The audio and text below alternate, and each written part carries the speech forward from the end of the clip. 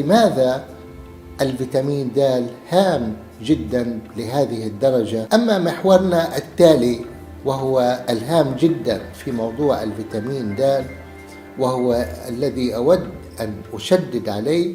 بسم الله الرحمن الرحيم، والصلاة والسلام على رسول الله وعلى آله وصحبه أجمعين. أهلا وسهلا بكم أينما كنتم، أينما تواجدتم مع هذا اللقاء الجديد.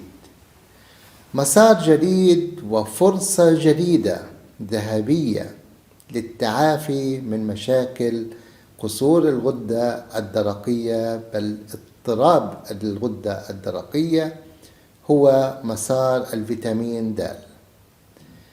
الفيتامين د يعني من منا لا يعاني من هذه المشكلة الكبيرة جدا، ولكن كما تعودنا في هذا العام أن نبدأ أو نقسم حديثنا إلى محاور، والمحور الأول هو الوصفة. وصفتنا لهذه اليوم، طالما نتحدث عن دور الفيتامين د واضطراب الغدة الدرقية، فلا بد أن يكون مصدرا من مصادر الكوليسترول الرئيسية. وهنا يجب أن نعزز من جديد ثقافة تناول مصادر الكوليسترول، ولا خوف من ذلك، لأنها هي التي سوف تؤمن لنا تشكيل وتكوين الكوليسترول. البيض واحد من أهم هذه المصادر، سوف نأكله بانتظام، لا نأكله وقت ما نشاء أو وقت ما نشتهي. إذن يجب أن يكون لدينا على الأقل 3 أيام في الأسبوع تناول البيض. إذا كانوا 4 ممتاز، إذا كان 5 ممتاز، إذا كان كل يوم تناول بيضة بيضتين ممتاز جدا جدا جدا، لا بأس من ذلك. ونتفنن في صنع البيض. ممكن حتى نعزز القيمة هنا الفيتامين د أن نعمل هذه المرة البيض بالزبدة، الزبدة الحيوانية طبعا وليس الزبدة النباتية، ومرة أخرى نعمل بالسمنة الحيوانية وليس السمنة النباتية، ومرة ثالثة نعمل بزيت الزيتون على سبيل المثال، وليس زيت الذرة أو زيت عباد الشمس. إذن تناولنا صنف البيض. هناك أصناف أخرى تعزز هذه القيمة، مثل صنف الأفوكادو. وصنف الأفوكادو بإمكاننا نتناوله في الأيام الأخرى غير البيض، وبإمكاننا أن نعمله بطرق مختلفة، سواء مثل طبق الحمص طحنا، وممكن نتناوله كقطع كسلطة أفوكادو. وهناك طرق عديدة لاستخدام هذا الصنف الرائع. إذن هنا عززنا قيمة ممتازة جدا في وجبة الإفطار كمصدر للفيتامين د، مهم جدا في منظومة الغدة الدرقية. هذا إذا ما نظرنا إلى وجبة الغداء التي يكون بها عادة اللحوم، تحديدا اللحوم الحمراء خص بالذكر، أو بعض من السمنة الحيوانية أو الزبدة الحيوانية، وبالتالي تعزز أيضا من قيمة الفيتامين د. هذا محور الوصفة. كم من الزمن نتناول هذا الأمر؟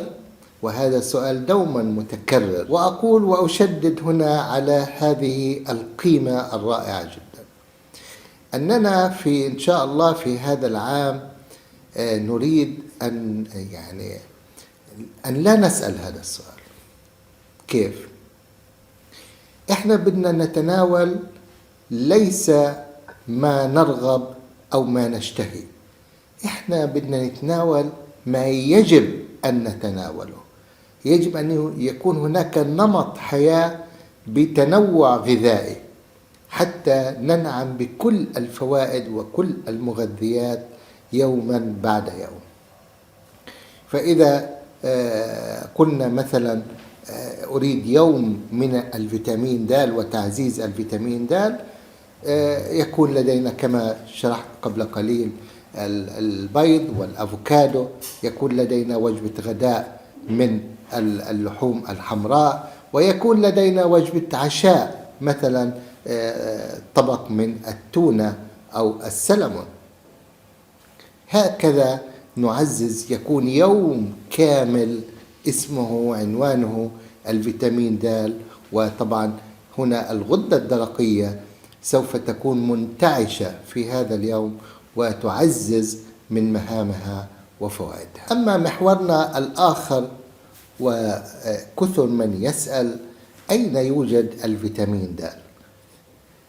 الفيتامين د قد يختلف عن الفيتامينات الأخرى بمصادره. الفيتامين د نريد أولا تعزيز مصدر الكوليسترول، هذه أهم من المصدر ذاته. يعني جرت العادة نقول مثلا الأسماك، التونة، السلمون، شوربة السمك، ولكن هذه الأمور الجميلة بفوائدها العظيمة إن لم يكن هناك مصدرا للكوليسترول زائد مصدرا للطاقة الشمسية، فيكون استخدام أو جلبنا أو استفادتنا للفيتامين د تكون في أدنى المستويات. إذن أصبح من السهل الآن، المعادلة معروفة، أريد مصدر كوليسترول، أريد شمس. فحين أتناول وجبة مثلا الإفطار أعرض نفسي لمصدر من مصدر الشمس مثلا، إذا كان البيئة تسمح في ذلك، مثلا أجلس على البلكونة، أجلس على الشرفة، أجلس في الحديقة، كل حسب بيئته، وأعزز هذا الطبق. لماذا لا أتناول إذا كان هناك متسع في المكان؟ لماذا لا أتناول وجبة الإفطار في الحديقة مثلا إذا كان الجو يسمح أو البيئة تسمح؟ تمام. فهذه الأمور يجب أن أستحضرها وأعزز المكان الذي أسكن به مثلا أو أعيش به في هذا الأمر. إذن من شروط التواجد الفيتامين د هنا دائما أن يكون هناك مصدرا للكوليسترول، الزبدة الحيوانية، السمنة الحيوانية، زيت الزيتون، والشمس. لهذا نقول دوما أن وجبة الغداء قد تكون هي الأمثل في ذلك، لأنه هي تكون وقت الظهيرة. وقت الظهيرة يكون في لدينا قوة الشمس كبيرة، وأيا كان وجبة الغداء فلا بد من إدخال بعض من عناصر السمنة أو الزبدة الحيوانية أو زيت الزيتون يكون واضحا موجودا حاضرا، وكذلك بعض من اللحوم الحمراء أو اللحوم البيضاء كالأسماك. أما النقطة الهامة أيضا في محور المصادر، والناس تتكلم عنه كثيرا، وهي مصدر الحليب والأجبان والألبان. هذه مصادر متواضعة لكن جيدة أن تكون، والأفضل أن تكون من مصادر أيضا عضوية، كما نتكلم على البيض العضوي، نتكلم على الحليب العضوي، نتكلم على الأجبان المصدرها تكون عضوية المنشأ. وبالتالي هذه كلما كانت متوفرة كلما كان الأفضل. إذا نتكلم على أفضلية وليس شرطا، لأن هناك بعض الدول وبعض المناطق تفتقر إلى هذه الأمور العضوية، وبالتالي ليس لأنه غير متوفر البيض العضوي لا نأكل بيض، وإذا لم يتوفر الحليب العضوي لا نشرب الحليب في هذا الأمر. ولكن نقول الأفضلية هي وجود الأشياء العضوية، ونتحرى ذلك بقدر الإمكان. أما محورنا التالي وهو الهام جدا في موضوع الفيتامين د، وهو الذي أود أن أشدد عليه، وهو محور المكملات الغذائية. كما قلت في البداية، هذا المحور فرصة كبيرة لكل من يعاني من اضطراب في الغدة الدرقية. وبالتالي يجب أن أحرص على تواجد الفيتامين د بشكل مضمون، والذي يضمن تواجده بشكل حقيقي هنا المكملات الغذائية. ما نحتاجه من المكمل الغذائي هو جرعة بسيطة يومية تقدر ب5000 وحدة يومية. 5000 وحدة دولية يوميا أتناولها بعد الغداء على سبيل المثال ممتاز جدا. وكما نعلم الفيتامين د لا يؤخذ فرادى، إما أتناول الكيتو أو أتناول الأوميجا 3. فيا ترى أي من الأنسب للغدة الدرقية هنا؟ أن أتناول الفيتامين د مع أوميجا 3 أم أتناول مع كيتو؟ الإجابة مع كيتو. لماذا؟ لأن من مهام الغدة الدرقية أيضا هناك إفراز لهرمون اسمه الكالسيتونين، وهذا له علاقة بالكالسيوم، وله علاقة بالفوسفات، وله علاقة بالمغنيسيوم، إذن له علاقة بالعظام. والكيتو يؤمن لهذه المنظومة ويسهل لجسم الإنسان إعطاء العظام حقها من هذا الكالسيوم. إذن في عنا إفراز، في إذا فاكرين كنا نتكلم عن الغدة الجار درقية ووظيفتها كان الامتصاص. إذن كل واحدة لها دورها في الأمر، ولا يجب الخلط ما بين الدرقية وجار الدرقية. السؤال المهم أيضا في محور المكملات هو إلى متى أتناول هذه الجرعات؟ من المفضل أن نتناول المكمل الغذائي من الفيتامين د لمدة 3 أشهر متواصلة، وبعدها أقوم بالفحص، أفحص الفيتامين د، وبعدها أرتاح لمدة شهر، ومن ثم إن لزم الأمر نتناول من جديد وأكرر الوصفة من جديد الفيتامين د مع الكيتو. تمام؟ إن لم يتوفر الفيتامين د مع الكيتو في علبة واحدة، وأغلب ما هو متوفر هو 1000 وحدة دولية وليس 5000، فأتناولهم فرادى. أتناول الفيتامين د وحده، وأتناول الفيتامين كي2 وحده، طبعا مع بعضهما البعض. أما محورنا الأخير اليوم هو لماذا الفيتامين د هام جدا لهذه الدرجة للغدة الدرقية. ثبت علميا أن لانخفاض مستويات الفيتامين د، وتحديدا 25 هيدروكسي فيتامين د، له دور كبير في المناعة. وإذا ما تأثرت المناعة سلبا وانخفضت في هذا الأمر، أول من تتأثر هنا الغدة الدرقية، وتأتي لنا بأمراض مشهورة، من أشهرها الهاشيموتو، وهو مرض مناعي يخص الغدة الدرقية.